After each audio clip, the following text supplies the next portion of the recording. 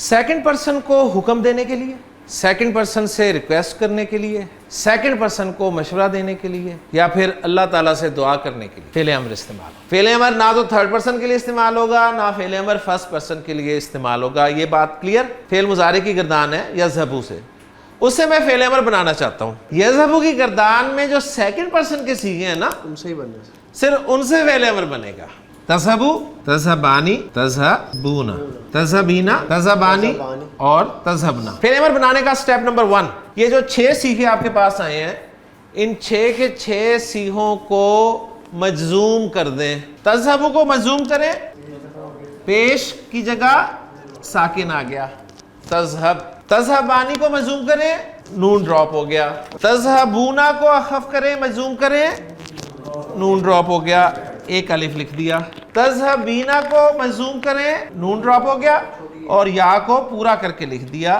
تذهبانی اسی طرح کا بن گیا، اور تذهبنا اس کا بھی نون ہٹا دوں، اس کا نہیں ہٹانا۔ یہ وہ تیسری قسم ہے۔ سٹیپ نمبر 2، ان سب کے شروع میں علامت مضارع لگی ہوئی ہے نا، علامت مضارع ہٹا دینی ہے۔ یہ میں نے ہٹا دی، اس کی بھی ہٹا دی، اس کی بھی ہٹا دی، اور اس کی بھی ہٹا دی۔ لیں جی، اگر علامت مضارع ہٹانے کے بعد لفظ پڑھا جا رہا ہو تو فعل امر تیار ہے۔ یہ لفظ پڑھا جا رہا ہے؟ پڑھا ہی نہیں جا رہا۔ پڑھا نہ جانے کی صورت میں پڑھنے کے لیے ایک آپ نے حمزہ وصل لگانا ہے۔ فعل امر میں جو حمزہ الوصل لگانا ہے نا، وہ آپ نے 2 حرکتوں کے ساتھ لگانا ہے، یا زیر لگانی ہے اس حمزہ الوصل پہ، یا پیش لگانی ہے۔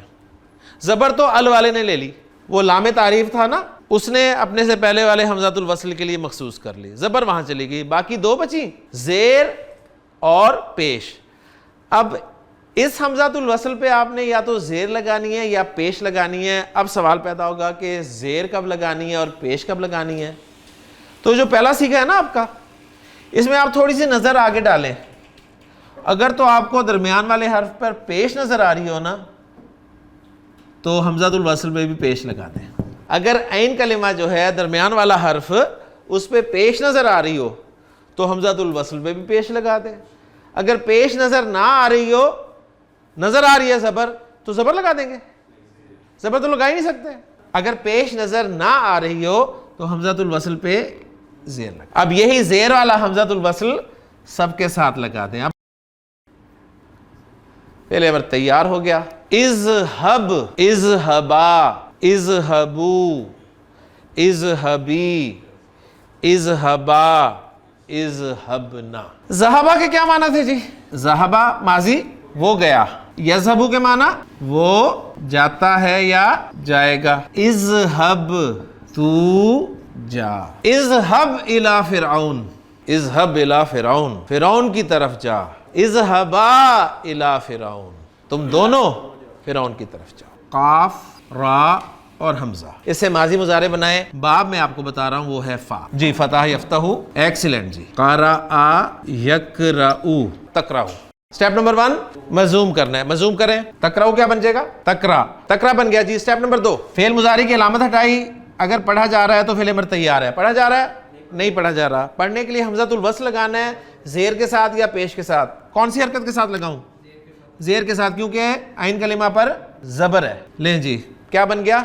اقرا۔ اقرا کے معنی پڑھ۔ تو نبی کریم صلی اللہ علیہ وسلم پر جو پہلی وحی نازل ہوئی وہ تھی اقرا۔ آپ کے لیے یہی فعل ہے، اور اس کا صیغہ نمبر 3 میں آپ کے سامنے لکھ رہا ہوں، تقرؤون۔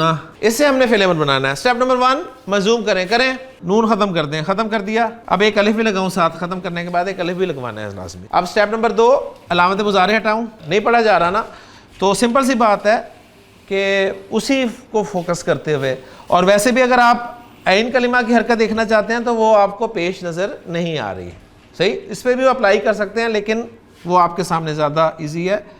تو یہ بن گیا جی اقرؤ، تم سب پڑھو، تم سب پڑھو، فعل اور فاعل آ گیا۔ میں کہنا چاہتا ہوں تم سب قرآن کو پڑھو۔ اعراب کیا دوں قرآن کو؟ منصوب۔ تو اللہ کے رسول کا فرمان یہاں سے شروع ہو جاتا ہے، آپ نے فرمایا اقرؤ القرآن، قرآن پڑھا کرو، فإنہ یأتی یوم القیامۃ شفیعا لأصحابہ، اس لیے کہ قیامت کے دن یہ اپنے پڑھنے والے کے لیے سفارشی بن کر آئے گا۔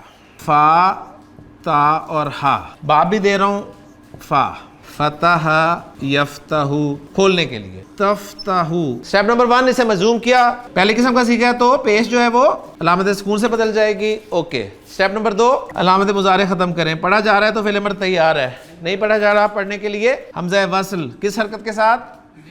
زیر کے ساتھ. تو کیا بن گیا؟ افتح. افتح کے کیا معنی؟ تو کھول دے. دعا کے لیے بھی استعمال ہوگا. تو آپ اللہ تعالیٰ سے دعا کرتے ہیں یا اللہ, اللہم, اللہم. اب یہ حمزہ حمزۃ الوصل ہے نا, اور حمزہ وصل کیا ہوتا ہے؟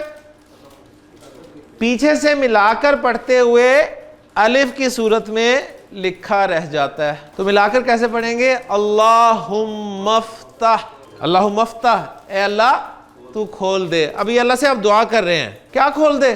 اب وابا. اب وابا منصوب آ گیا. یہ تو اصل میں ہوتا ہے ابوابن یا ابوابن یا ابوابن. تو میں اس میں تنوین نہیں لا رہا, تو کیا وجہ ہو سکتی ہے؟ الف لام لگا ہوتا تو تنوین نہ آتی, الف لام میں لا ہی نہیں رہا, تو اس کا مطلب میں ایسے مضاف بنانا چاہ رہا ہوں. تو یہ مضاف بن رہا ہے. آگے کیا آئے گا؟ مضاف الیہ. مضاف الیہ آئے گا نا, اور مضاف الیہ کیا ہوتا ہے؟ مجرور. مضاف الیہ آگے آ رہا ہے رحمتی. اب مضاف الیہ میں نے کہا الف لام لے کے آیا کریں, میں پھر نہیں لے کے آ رہا, پھر نہیں لے کے آ رہا, اور تنوین بھی نہیں لے کے آ رہا, تو اس کا مطلب میں پھر مضاف بنا رہا ہوں, پھر مضاف بنا رہا ہوں. تو آگے جو مضاف الیہ آ رہا ہے کا, اور گول تا جب درمیان میں آتی ہے تو گول رہتی نہیں, تو گویا یہ پیچیدہ مرکب اضافی بن گیا. تیری رحمت کے دروازے, اپنی رحمت کے دروازے. اے اللہ تو کھول دے اپنی رحمت کے دروازے. آپ اپنے لیے دعا کر رہے ہیں نا, لی اسے فوکس کیا گیا میرے لیے. اللہم افتح لی ابواب رحمتک.